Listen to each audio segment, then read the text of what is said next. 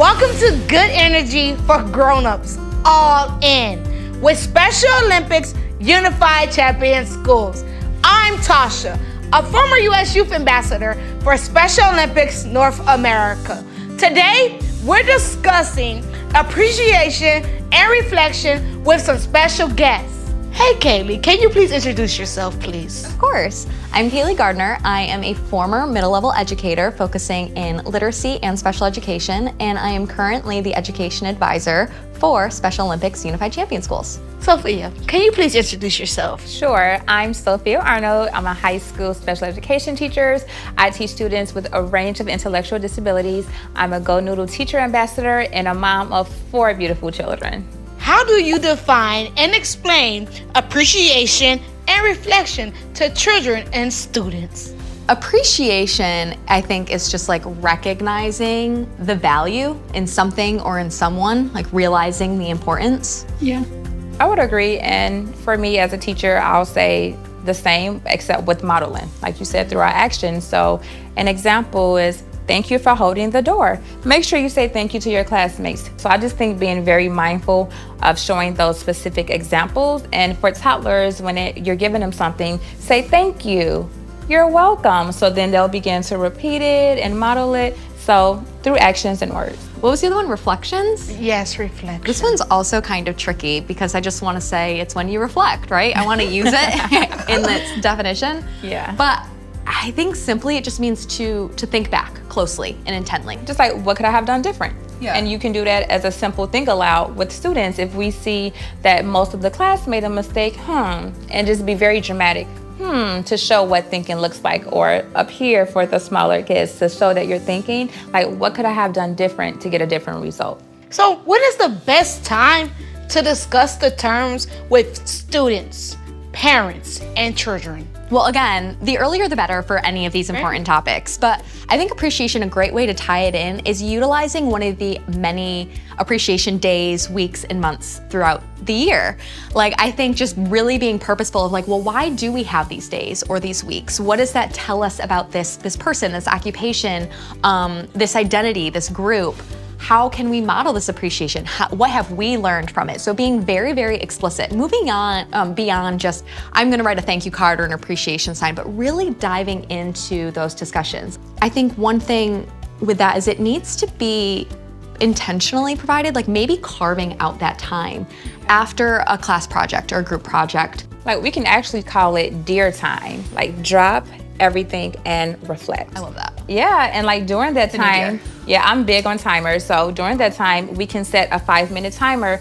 Okay, we're gonna draw or write how our day has been. How do we want it to continue, and like our end result? What do we expect? How do we expect to feel or look by the end of the day? So just giving them that time, and That makes it very accessible. just a dear time. Drop everything and reflect. Do you use affirmation, and how can affirmation help kids reflect and appreciate themselves and each other? Do you use For affirmations? sure, in the classroom, of course. We do. I am smart, I am different, I am unique. And we just break down what each of those mean, and it just helps students develop some sense of, I am different. I love being different. You are different. I love you because you are different. I like you because you are different. It just help them accept their uniqueness, and it also helps them to be kind to others. Yeah, I think that's really important. I think affirmations have this incredible power to rewire our brains and our thought process. So many times we have these intrusive and negative thoughts throughout the day, and if we can start with affirmations and modeling that for students, we can replace those negative with a positive.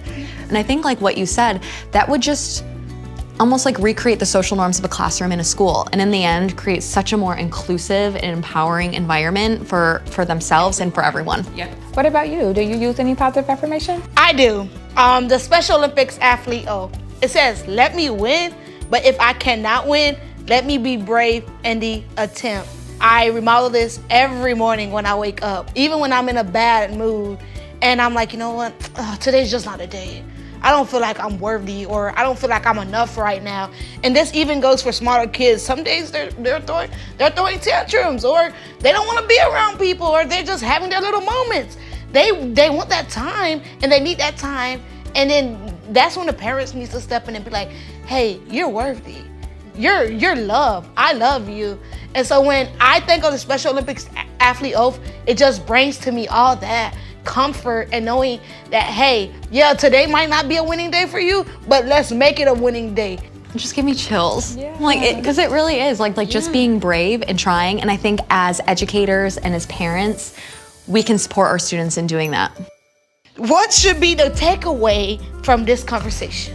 I think intention for both, well, for all parents, teachers, and students, that's the key. I think we need to be intentional with our time, setting aside that time and knowing that I am worthy enough of reflecting so that way I can become better, we can improve, we can grow, and also just letting our appreciation shine.